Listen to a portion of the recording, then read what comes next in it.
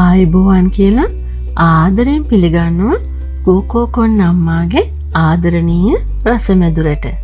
ඔන්න මං අද ඔයාලට අරගෙන ආවා වචනයෙන් කියලා නිම කරන්න බැරි තරම් ගුණයක් තියෙන මුං ඇට වලින් රසම රස කේක් එකක් හදාගන්නේ කොහොමද කියන රෙසිපි එක. මුලින්ම අපි චුට්ටක් බලමු මුං ඇට වලින් අපේ ශරීරයට මොනවද ලැබෙන්නේ කියලා.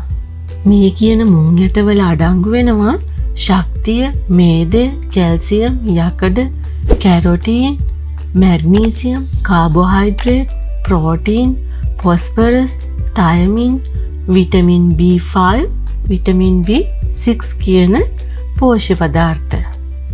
මේ තරම් හොඳ පෝෂණ ගුණයක් හිමි මුං ඇට ආහාරයට ගත්තාම රුධිරය ශරීරය පුරා සංසරණය හොඳට නිසියාකාරව පවත්වා ගැනීමට උදව් වෙනවා. රුධිර නාල අවහිරවීම වළක්වනවා. ඒ වගේම මේ කාලයට ගොඩාක් අවශ්‍ය වෙන ශරීරයේ ප්‍රතිශක්තිකරණ ශක්තිය මනාව පවත්වාගෙන යාමට මේ මුං ඇට ගොඩාක් ඉවහල් වෙනවා කියලා ආයුර්වේද වෛද්‍ය විද්‍යාවට අනුව පිළිඅරගෙන තියෙනවා. ඒ වගේම හෘදයාබාධ ඇතිවීම වළක්වනවා. ශරීරයේ පිළිකා ශෛල ඇතිවීම වැළැක්වීම සඳහා ශරීරයේ සටන් කිරීමට අවශ්‍ය ශක්තිය නිෂ්පාදනය කරනවා. ශරීරයේ කොලෙස්ටරෝල්, ග්ලූකෝස්, සීනි මට්ටම පාලනය කර ගැනීමට අඩු කර ගැනීමට ගොඩාක් උදව් වෙන ධාන්‍ය වර්ගයක් විදිහට මුං ඇට හඳුන්වන්න පුළුවන්. අපේ ශරීරයට මේ තරම් පෝෂ්‍ය පදාර්ථ ප්‍රමාණයක් ලබා දෙන මුං ඇට වලින් මං හිතුවා අද ඔයාලට රසම රස කේක් එකක් හදාගන්නේ කොහොමද කියලා අරගෙන එන්න ඕනේ කියලා. දැන් අපි බලමු මේක හදාගන්න අපිට මොනවද අවශ්‍ය කරන්නේ කියලා. මම මෙතන සූදානම් කරගෙන තියෙනවා ලාවට බැදගත්ත මුං පිටි ග්‍රෑම් 250ක්, රතු සීනි ග්‍රෑම් 200ක්, බේකින් පවුඩර් මේස ඇඳි 2ක්, බටර් ග්‍රෑම් 150ක්, කිරි මිලිලීටර් 200ක්, ඒ වගේම වැනිලා මේස ඇඳි 2ක්. මුලින්ම අපි බේකින් පවුඩර් ටික මුං පිටි ටිකට දාලා කවලම් කරගමු. ඊට පස්සේ ඔයාලා සූදානම් කරගත්ත බටර් ටික බීට් කරගමු. මතක තියාගන්න ඔයාලා බීට් කරගන්න බටර් ටික කාමර උෂ්ණත්වයේ තිබිලා තමයි බීට් කරගන්න සූදානම් කරගන්න ඕනේ. ෆ්‍රිජ් එකෙන් අරගෙන ඒ වෙලේම බීට් කරගන්න එපා. මේ විදිහට බටර් ටික ක්‍රීම් එකක් වගේ හැදුනට පස්සේ අපිට පුළුවන් මේකට සීනි ටික එකතු කරගන්න. ඒක පොඩ එකතු කරගන්න.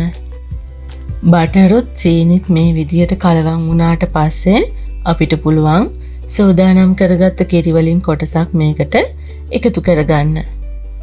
ඒ කිරි ටිකත් සමග පුංචි වෙලාවක් බීට් කරගෙන ඉතිරි කිරි ටිකත් මේකට එකතු කරගන්න. මේ විදිහට මිශ්‍රණය හැදුනට පස්සේ අපිට පුළුවන් අපි සූදානම් කරගත්ත මුං පිටි ටික පොඩ මේකට එකතු කරගන්න. ඔයාලා මෙතනදි මතක තියාගන්න අපි මුං කැවුම් හදනකොට මුං පිටි හරි මුං ඇට හරි හොඳට බැදලා තමයි කැවුම් හදන්න මුං පිටි ටික සූදානම් කරගන්නේ. නමුත් මෙතනදී මේ කේක් එකට ඒ තරමටම මුං පිටි ටික බැද ගන්න බැහැ. මුං පිටි වල තියෙන අමුගතිය යන්න පොඩ්ඩක් මුං පිටි ටික බැද ගන්න. එහෙමත් නැත්නම් මුං ඇට ටික ලාවට බැදලා කොටා ගන්න. මම මේ එකතු කරගත්ත දේවල් ඔයාලට අවශ්‍ය නම් පොඩ්ඩක් වෙනස් කරගන්න පුළුවන්. මෙතනදී ඔයාලට බටර් වෙනුවට ඔයාලා පාවිච්චි කරන ඕනම එළවලු තෙල් වර්ගයක්, ඔලිව් තෙල් වර්ගයක් පාවිච්චි කරන්න පුළුවන්. ඒ වගේම තව පොඩ්ඩක් පැණිරහ අවශ්‍ය කෙනෙකුට තව පොඩ්ඩක් සීනි එකතු කරගන්නත් පුළුවන්. පැණිරහ අඩුවෙන් කන කෙනෙකුට සීනි ටිකක් අඩු කරලා මේක හදාගන්න පුළුවන්. ඒ වෙනුවට සුදු සීනි පාවිච්චි කරන්න පුළුවන්. තෙල් ටිකක් හරි බටර් ටිකක් හරි ගාලා ඔයාලා කේක් එක හදාගන්න සුදුසු තැටියක් ලෑස්ති කරගන්න. ඔයාලා හදාගත්ත කේක් මිශ්‍රණය ස්පැචූලා එකකින් එක පැත්තකට විතරක් කවලම් කරන්න. ඒ වගේම තමයි ඔයාලා තවත් මතක තියාගන්න ඕනේ පුංචි දෙයක් තියෙනවා. කේක් මිශ්‍රණය මිශ්‍ර කරන්න පටන් ගන්නකොට ඔයාලගේ oven එක සෙල්සියස් අංශක 180ට ප්‍රී හීට් වෙන්න දාගන්න. ඔන්න අපි කේක් මිශ්‍රණය ට්‍රේ එකට දාගත්තා. මේ විදිහට කීප වරක් මේසයක් උඩට තට්ටු කරලා කේක් මිශ්‍රණය ඇතුලේ තියෙන එයා බබල්ස් ටික ඉවත් කරගන්න. සෙල්සියස් අංශක 180ට විනාඩි 40ක් බේක් කරගන්න. කේක් එක ලෑස්ති.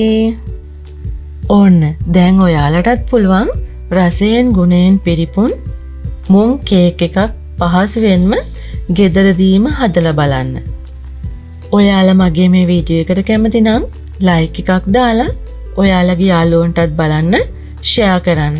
ඒ වගේම මේ වීඩියෝ එක සම්බන්ධයෙන් තියෙන ඔයාලගේ වටිනා අදහස්, යෝජනා, අඩුපාඩු සියල්ලක්ම පහලින් කමෙන්ට් කරන්න.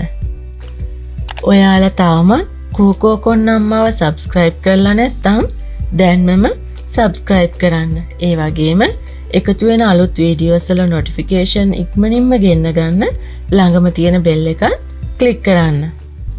අපි තවත් මේ වගේ අලුත් රසබර වීඩියෝ එකකින් ඉක්මනින්ම හමු වෙමු. ඔයාලා හැමෝටම සුබ දවසක්. ආයුබෝවන්.